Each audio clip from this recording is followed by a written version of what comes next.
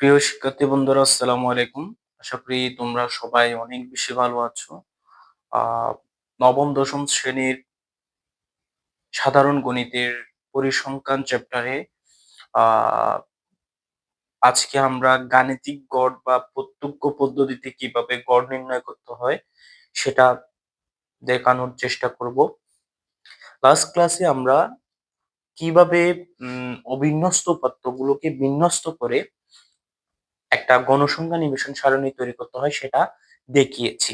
আজকে আমরা একটা বিন্যস্ত উপাত্তের গণসংখ্যা নিবেশন সারণী থেকে কিভাবে গাণিতিক গড় বা প্রত্যক্ষ পদ্ধতিতে গড় নির্ণয় করতে হয় সেটা আমরা দেখানোর চেষ্টা করব।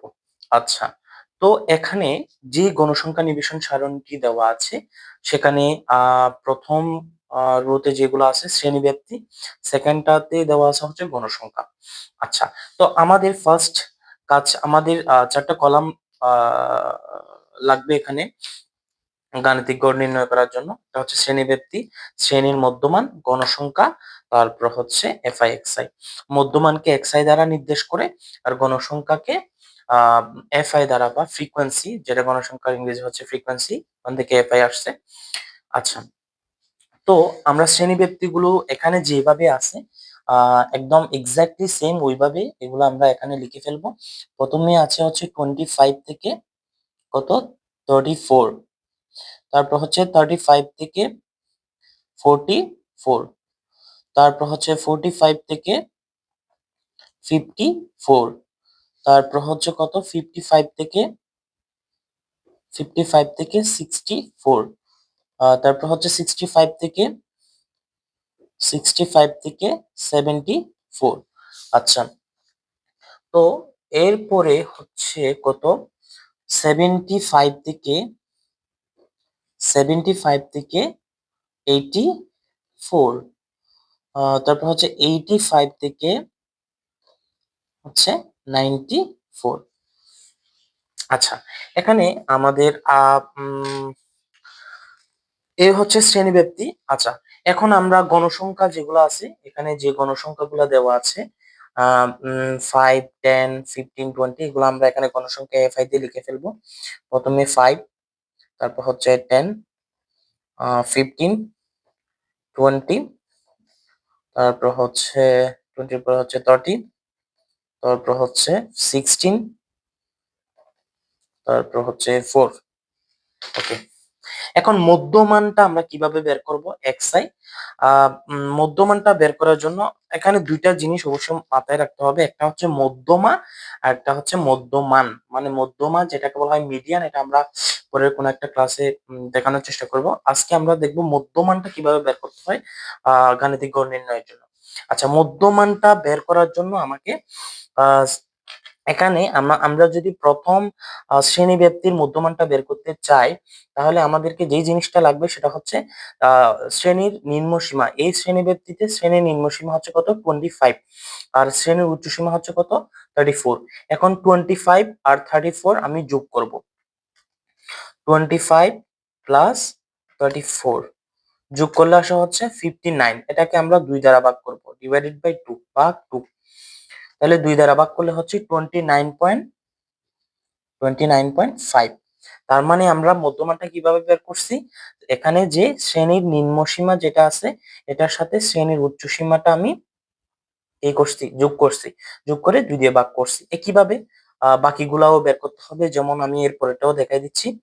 35, এরপরটা হচ্ছে 35 নিম্নসীমা প্লাস উচ্চসীমা হচ্ছে কত 44 আর ইকুয়াল টু 79 ডিভাইড বাই 2, 2 দ্বারা ভাগ করতে হবে বলছি। 39.5। তাহলে বাকিগুলোও একইভাবে বের করতে হবে। এটা হবে হচ্ছে 49.5 আর এটা আসবে হচ্ছে 59.5 আর এটা হচ্ছে 69.5, এরপর এটা হচ্ছে 79.5, 89.5। ওকে, সো এখন আমাদের সব কাজ শেষ। এবার এফআই এক্সআই এর মানটা বের করতে হবে। এই এফআই এক্সআই এর মানটা আমরা কিভাবে বের করব? দেখাই যাচ্ছে এফআই এর সাথে এক্সআই গুণ করছে এখানে। এফআই কত গণসংখ্যা, এক্সআই কত মধ্যমান, তাহলে গণসংখ্যার সাথে মধ্যমান গুণ করছে। তাহলে প্রথমটা আমরা যদি বের করতে চাই, তাহলে এখানে এফআই হচ্ছে 5, এখানে মধ্যমান হচ্ছে 29.5। তো 5 এর সাথে 29.5 আমাকে কি করতে হবে? গুণ করতে হবে। কি করতে হবে? এফআই এক্সআই বের করার জন্য গণসংখ্যার সাথে মধ্যমান গুণ করতে হবে। তাহলে প্রথমে 5, প্রথমটা বের করার জন্য আমাকে 5 এর সাথে কত গুণ করতে হবে? 29 পয়েন্ট কত 5 আসছে হচ্ছে কত 147.5, 147.5। ওকে, এরপরটা যদি আমরা বের করি 39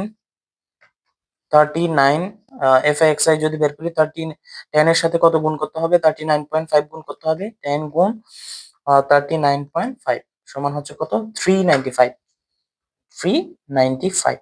বাকিগুলাও গুণ করে এখানে লিখতে হবে। এরপরটা হচ্ছে কত? এরপরটা গুণ করলে আমি এখানে আহ, এরপরটা গুণ করলে আসে হচ্ছে 742.5। এরপরটা গুণ করলে আসে হচ্ছে 59.5 গুণ হচ্ছে কত? 20, এটা আছে হচ্ছে 1190। এরপর হচ্ছে 69.5 ইন্টু হচ্ছে কত? 30, 2085, 2085। ওকে, তারপরে হচ্ছে আমার কত গুণ করতে হবে? 16 এর সাথে কত গুণ করতে হবে? 79.5 গুণ করতে হবে। কত আসে? 1272, 1272। এরপর হচ্ছে 89.5 ইন্টু কত? 89.5 ইন্টু হচ্ছে 4 কত আসছে? 358, 358, 358। আচ্ছা, তো এই হচ্ছে আমাদের এফআই এক্স এর মান। এখন আমরা ডিরেক্টলি সূত্রের মধ্যে চলে যাব কিভাবে গাণিতিক গড় বা প্রত্যক্ষ পদ্ধতি গড় নির্ণয় করতে হয়। গাণিতিক গড় সমান হচ্ছে গড় সমান গাণিতিক গড় সমান হচ্ছে summation f i x i divided by n, summation f i x i divided by n. আচ্ছা, সামেশন এফআই এক্সআই, সামেশন মানে হচ্ছে এই যে এফআই, আমি যে এফআই এক্সআই এর মান যেগুলো পাইলাম এগুলো সবগুলোকে যোগ করতে হবে, এটা হচ্ছে সামেশন এফআই এক্সআই। তাহলে সামেশন এফআই এক্স এর মান কত আসবে?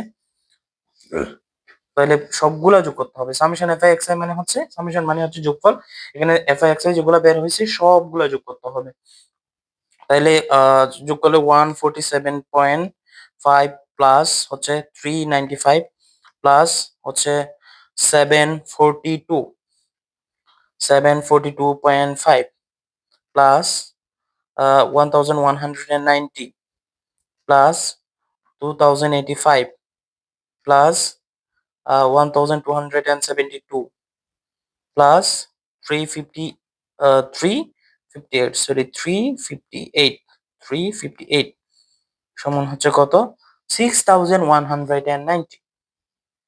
তাহলে summation F I x I এর মান কত? 6190।